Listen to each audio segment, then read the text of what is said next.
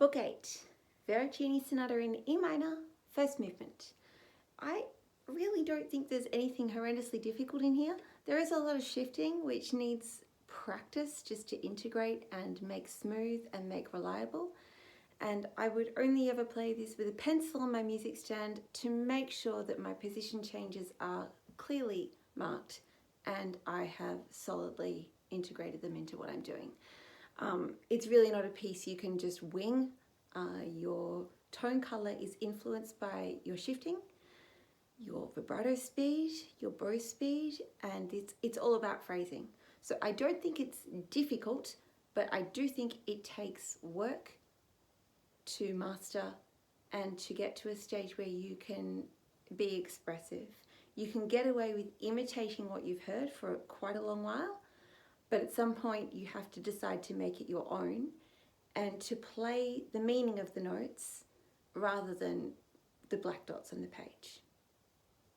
Okay, so I'm going to play it. I feel like we should play the first page with a few stopping and, oh, don't forget this thing, don't forget that thing, prepare this thing, circle that thing, highlight that thing. So make sure you've got a pencil. I would also have a highlighter or a red pen to get danger spots. Make sure you know where the rests are. That's something worth highlighting before you even embark on a playthrough. So if you want to hit pause and just swipe all your rests, really recommend that. So we're beginning on the upbeat and we're coming in over an established piano part already. So think about that. It's not a concerto, it's a sonata, and that means team effort, partnership, collaboration. So you need to know the piano part in your head and be able to kind of sing that and join in with what's been established. Don't expect to take center stage or be the star performer. So we've got 1 and 2 and 3 and...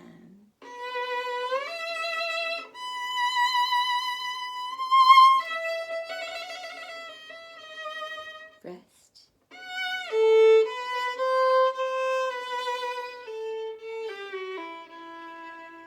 Phrase. Shift. Rest up to harmonic. Down to first. Up to third. Second. Over you go. Up to third for a note. Down. Third.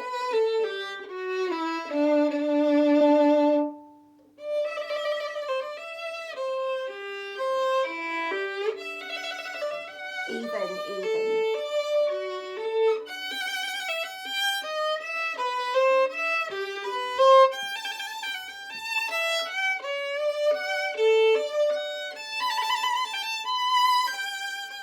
Shift.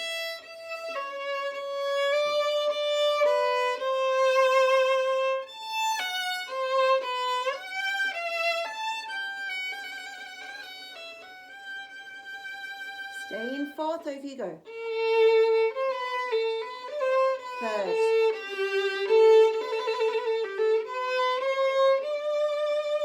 Down and across.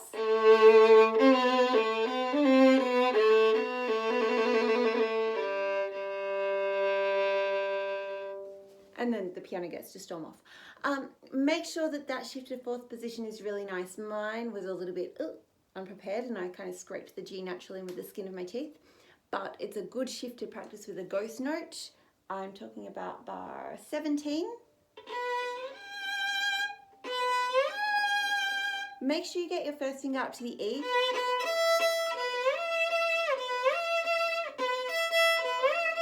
That's a good thing to practice, okay? You can even play it from, look at that, pin it down if you need to, put your first finger there. Okay, you shouldn't need to, your fourth position should be reasonably well established, but it's a pretty exposed note.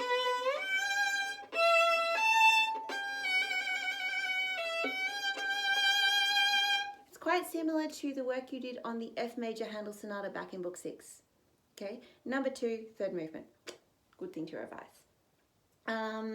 Okay, let's pick up from bar 21 where you come back in. Da, da, da, I play this with the upstairs fingering in second position. If you play it with downstairs, you'll go third position up to fifth position. Up to you. Make sure it sings. That's the main thing.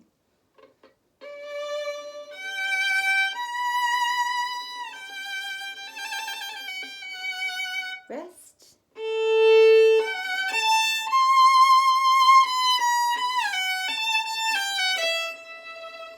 First. Third.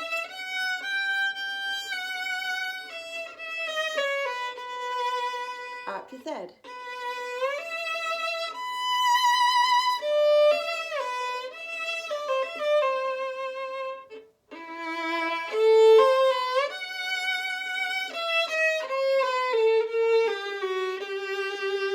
Okay, I'm going to say let's play those two lines again. There's quite a lot of shifting packed in there, and they are little shifts, which are sometimes a little bit more difficult for our muscles to calibrate perfectly.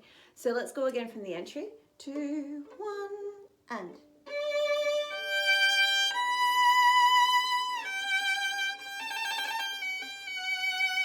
Third. Triplet. Up again.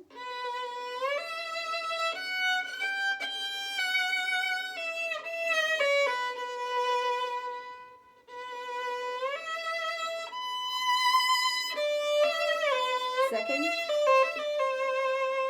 First. Third. On we go. Hold back. Second. Third.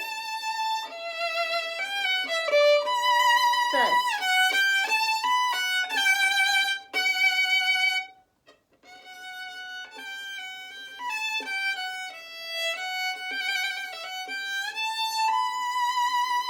Second. First. Ramp up.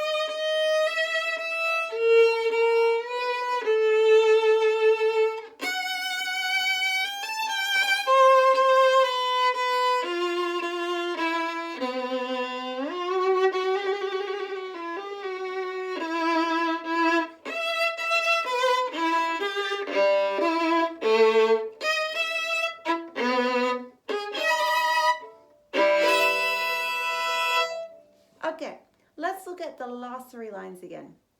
And we pick up at the pianissimo tranquillo 34. And this is where things often get pretty blurry. So let's take the bowing out and get the shifting right. We've got first, up to fifth, down to second, third, tuck the second finger right beside it for D sharp,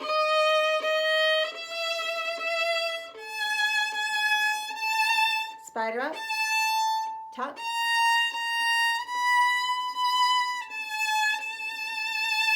it's almost chromatic in the way that the left hand works. I know it doesn't sound chromatic, but that's basically what you're doing. Let's go again from the pianissimo tranquillo. First, up to fifth, second, sorry, squash, 3, 3, 1, 2, 1, 2, 2, 3, 3.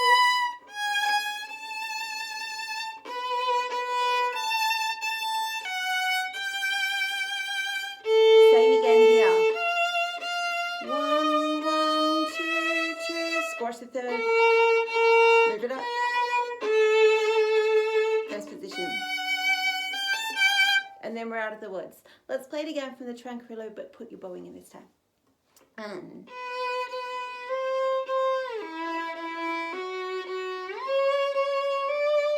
one, 2, 1.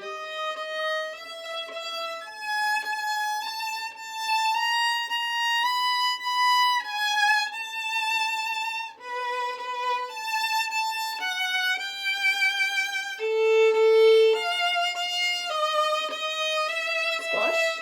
Move it up. First position.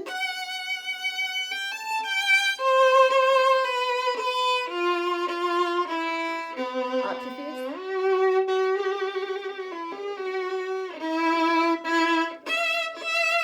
There is a shift to third position at the end of that trill's ornament. So we've gone first position, fifth, comfortable third position.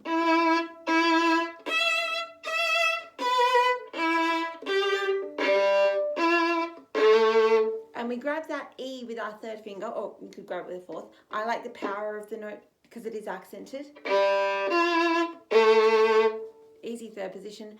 To keep your tone color constant, because we want everything there on the G string sounding quite stringent and okay, lots of power. Again from the Tranquillo. And this is a spot that's worth practicing with your metronome, and then take the metronome away to discover your accents and phrasing. But use the metronome to establish those shifts. The danger is that when you practice it by yourself, unless you're very, very, very good at keeping an internal beat, you'll start to lean on those notes and you'll slow down before your shifts, or you'll get an uneven rhythm working around the shifting that's going on. So worth putting a metronome on. 1 and 2 and 1. Fifth. Second. Third. Tuck. Shift. Tuck. Tuck. Down you go. Cross, shift, tuck, spread out, E string,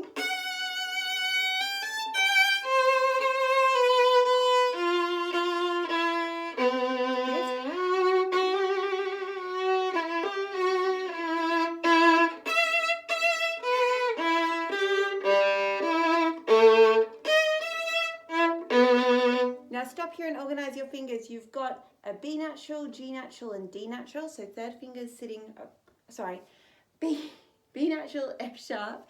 Second finger's sitting on both strings. Third finger's right beside them. Oh, no it's not, because we've got a D sharp there. The fourth finger's right beside third. Just build your chord again.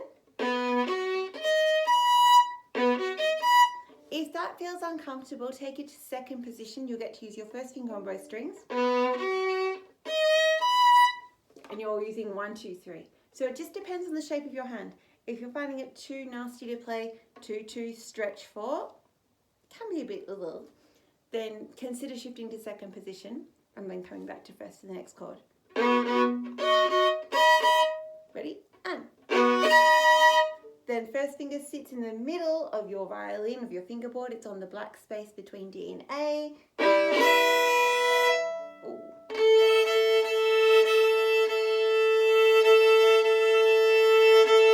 Nothing like getting to the last note and discovering a strings out of tune. That's better. Right, so that's our first movement. Like I said, I don't think it's horrendously difficult, but it does need the shifting clearly mapped in. And then you need to practice the shifting to make it smooth and easy. There's, on the surface it's very calm, there's nothing exciting going on, but underneath, duck's legs swimming madly, okay? And there are fingers playing all those semiquavers and demi-semiquavers and ornaments. So please make sure your shifting is marked, and then practice in tiny chunks, a bar at a time, 3 notes at a time, 6 notes at a time, 10 notes at a time, 2 bars at a time, and then find your hole. Make sure it's a collaboration and that you can hear the pianist playing in your head, so that when you go to play it with a real live pianist, you don't accidentally take center stage.